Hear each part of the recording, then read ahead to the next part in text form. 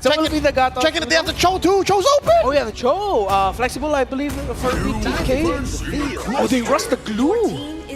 That is And the Bruno. That is odd. That is out of order, but it might just be the X factor. But my Play will Harvest. always protect They me. they acknowledge that there's not a lot of answers to this glue, and I mean BTK and Fried Chicken have shown how disruptive they can be with it. Okay, I mean they're going to go with the soft counter in the Vexana one more time, just to kind of force priority with or without your support helping you out with concussive blast. Yep. Necro keep heroes, whatever, same. Paramis Vex. I am the apex of that myth Alpha? and machine. All right, so they get the Alpha locked in, which Do they go Fred again? Fred 3?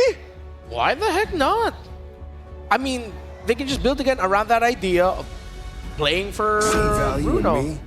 And of course, You should. Captain Mega gets it back. Okay, maybe the idea coming in from Falcons, true damage through the tank. Yep, just burn him up, right? The Alpha does well. They still need more solutions. What, they throw a Lunox in the gold lane here? Time and tide wait for no man. Team is That would honestly that's a pretty interesting idea, but up against a Bruno, I think it scales too slow. Just hunker down, like I'm gonna have to survive the first 10 minutes. as timeless Falcon as a are glacier's running out of heart. options. They chose to prioritize the Vexana over the Beatrix. What do they see in this Vexana? Your team We'll is find banning. out potentially in this game number 2. BTK takes away the Tigreal, and Falcon are slowly getting into the zone of getting outdrafted again, not gonna lie.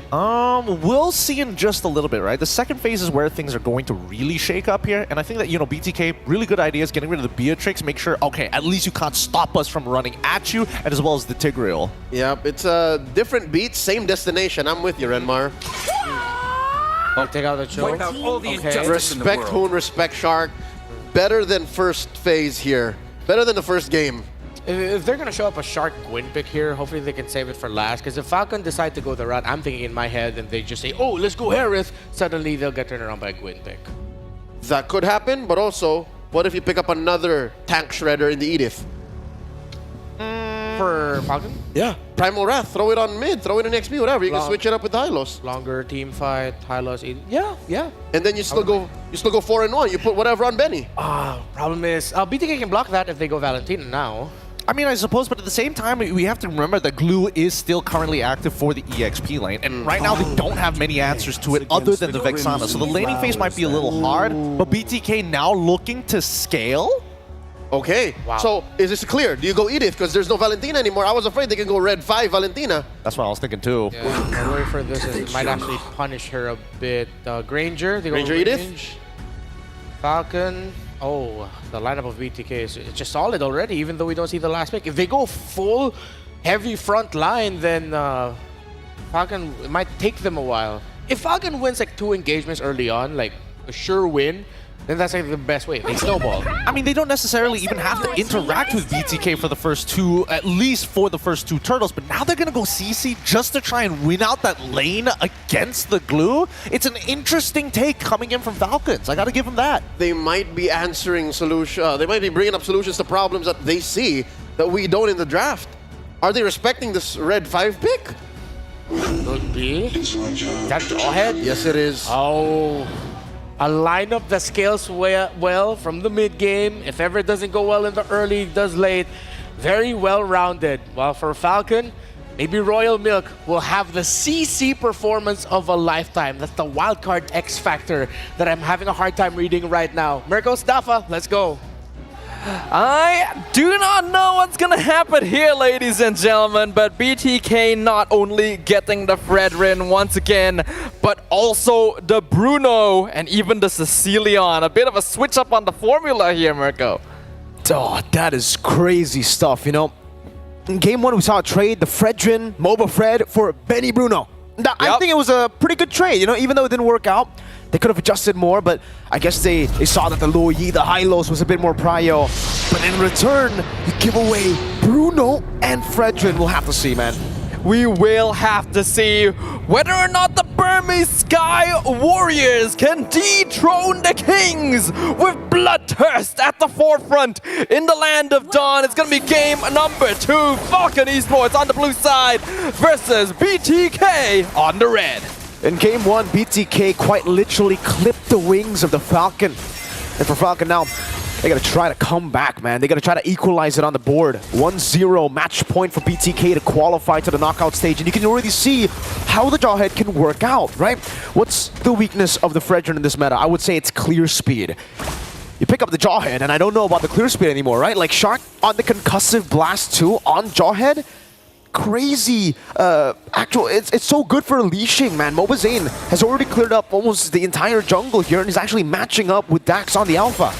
Yeah, that Jawhead really provides a Fredrin with a lot of assistance in the jungle. And because nowadays you don't see quite as much jungle invasion at level 1 and 2 anymore, you're not really going to see anyone try and mess with the Jawhead, providing that leashing anyway too, right? So it provides a very effective way of helping speed up Mobazane against a jungler like the Alpha. We also see once again BTK going for a very mobility-based emblem setup, especially on Hoon, who is playing the Sicilian. This does mean that BTK not going to have the greatest mid lane burst potential, so having Shark on this Jawhead helps make up for that as well. For Chicken 2, you can see on the glue, he's actually opted to go for the agility and the wilderness blessing.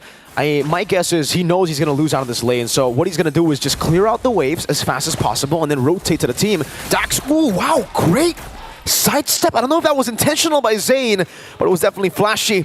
Dodges away from the Spear of Alpha by just jiggling. Yeah, actually really impressive movement by Mobazane there.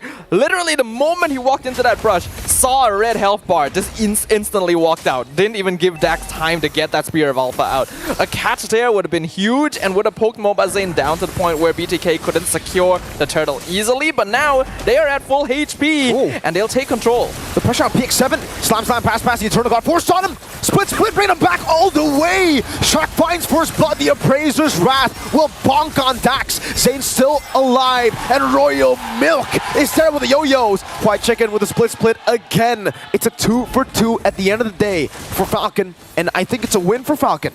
Yeah, I think that is indeed going to be a win for Falcon here. It looked really, really good for BTKs to start off. There was actually some impressive microplay, especially... Oh, Benny. Not able to get it in time. Yeah, no demonic energy, but Dax securing the turtle. Great turtle take. It'll be traded with Kid X, and Zane takes the kill. Previous turtle fight was what allowed Falcon to be able to turn things around because BTK already lost most of their consistent sources of DPS. So right now, Falcon does still that has been able to turn around late games for multiple teams here in the M6 Swiss stage. So a similar condition is going to be put on Falcon in this game. They don't want to let Hoon continuously just stack up, and they definitely do not want Zia on the Bruno to farm up, right? In game number 1, it was a good way from BTK to actually stop Benny by just constantly ganking and putting pressure onto towards the Bruno. This game, I think we don't see as much attention from Falcon Esports up top, but Benny's doing a good job alone. Use the extended range of the Granger to poke out Zia in lane and start building up stacks. You can see too, they just have more pressure. Eternal Guard coming in. Oh, great retribution invade from happening, but I believe Falcon should be able to just take it away even despite that ejector. Yeah, this is exactly what Falcon Esports needs to be doing right now. They have a composition that is way better towards that early to mid-game scaling. They just have more DPS and more burst overall, so they gotta run them down. They gotta take more map control, take more structures, try and... Just Rat PX7 trying to go for a little bit of a dodge there. Oh! Zane still gets it with the enhanced attack. I thought he missed the skill 1. Concealed from Shark. Zane will sacrifice himself, walking up, but Shark will fall too! The sacrifice failed, and that's another kill over. Benny is angry. Yeah, you can see that Granger is a snowball hero. He farms well, he scales evenly, but the more advantage you can give him, the more of a threat he's going to be, especially once he hits that Sky Piercer timing. So Falcon Esports knows that they cannot afford to let this game prolong too far. They have heroes that will drop off in effectiveness the later the game goes. And we've already seen in the past that Granger, although very good at opening up the map and picking people off, is not actually that good at taking structures, especially the Crystal, since he's based more around skill spam than auto attacks, right? So it'll become harder to push into the base the later the game goes for them. Great Purify from PX7. Dax with the respect as well, just uses the Spear of Alpha instantly there. Doesn't want to take any chances. Benny stealing the purple buff away. Taking it away, and now, Royal Milk. Oh, that damage! Royal Milk has just soloed Mobazane. It was a bit of help from Dax, but That was a statement. That was a declaration of war from Falcon. Found by Benny with a Death Sonata. And now it is all Falcon Esports. Falcon Esports are sinking their talons into the blood. And then the game should go very easily into their hands. We saw Benny on the Bruno, 100% win rate in game 1, destroyed. Now we're seeing Falcon. That would definitely be poetic, right? BTK taking away the 100% from Benny, and then Falcon returning the favor just in game number 2. And you could just see in the draft, we were talking about it, you know, criticizing, you know, Fredrin, Bruno, leaving it both to BTK. It was a risky move, but they played their cards well. They knew how to deal with it. The CC pick turns out to be the way to do it. And with the CC here being so free in the team fights, they decided to go Flicker. Now, they don't even need the extra sustain from the Vengeance, doesn't even need the extra sustain from, or maybe just even the mobility from Sprint. It's all about the Flickers, just blinking in, getting damage, and then getting out. Yeah, no reason to have to go Vengeance here, right? This CC was specifically picked towards the end of the draft, and by that time, Falcon Esports had already seen most of the DPS options that BTK had, especially the Sicilian mid lane, right? Because of that, they just don't have to worry about Royal Milk being bursted down very much. It's better to go for extra maneuverability so that they can chase BTK down and disrupt their very tight frontline potential.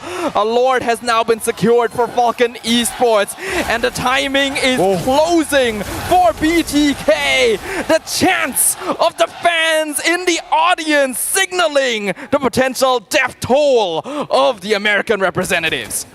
This is crazy how loud the fans are. It's phenomenal. MY, I thought MY stats for Malaysia, man. Honestly, game 2 here is making me really feel like I'm in Myanmar. That's a Sea Halberd, War Axe. Oh, Benny's built. Benny's ready for a fight, for a real brawl.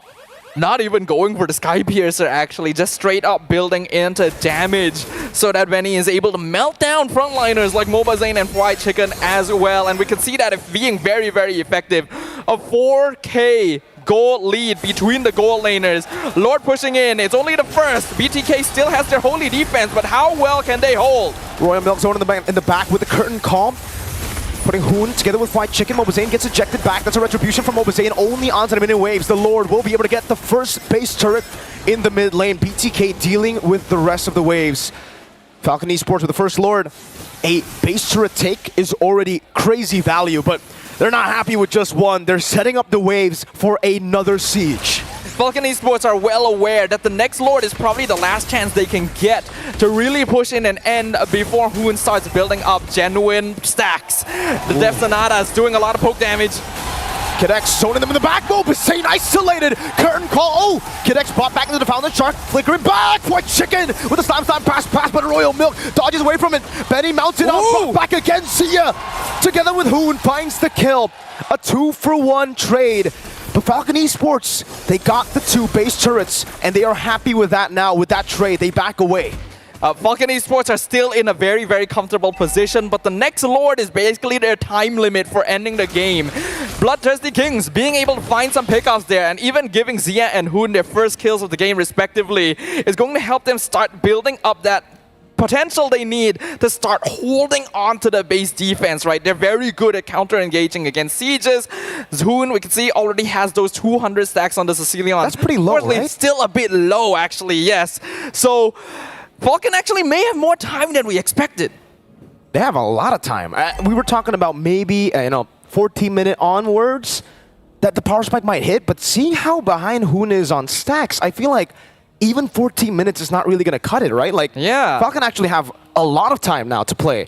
They can keep calm, play it slow, and they've gotten 2 base turrets, right? That fight for BTK, it was good for them. They got a few kills, but it was still way better for Falcon Esports. That was the far lane base turret taken away, and it'll just be an auto advantage for Falcon as they set up for the enhanced Lord in the 12th minute of the game. Benny already securing the endless battle. That is Benny's final item as well until he decides to replace his shoes. So this Granger has reached the peak of his DPS potential. The 15-16 minute mark, the second Lord we talked about, is usually about the time when Bruno becomes a problem. But looking at the stacks that Hoon has, the Sicilian hasn't quite reached that point either. So Falcon still has a bigger window to play with than expected. They will be able to get this Lord without too much problem. 7K gold lead still in their hands. and a marksman that is quite capable of outranging the Sicilian. Bloodthirsty Kings, not too sure if they have the lineup to be able to hold a base defense here, especially with Falcon effectively pushing and sinking every wave on the map. It's looking bleak for the defense of BTK. For Falcon, they're going to spread their wings now. In the siege they go. Kidex with the glorious pathway. Hoon going to be chunked as well. Ejector coming out. Hoon very low. Flickering out to safety. Kidex gets caught with Sanguine Claws, but now in the back line as well. Royal Milk, Winter Crown, Spear of Alpha from Dax. CSC able to cut away as he flickers out to safety. Benny low. Checking with the split. Mobile Zane kited again as Hoon constantly goes in with bad impact. The base wide open. Benny trying to go for it right now. The Lord is there. The winner crowns his spot as well. They're trying to target it down. Benny will slay Mobile Zane. Sia is next to the chopping block. And Benny will go for the base to equalize it. And we're getting a game number 3. Despite their best efforts, BTK not able to hold the crystal up, and the Burmese Sky Warriors making sure that they stick to their target. They are the predators in the land of Dawn, eyeing their opponents, making sure that there is no chance for them to reach the scaling necessary to counteract. Yet again, we are going to a full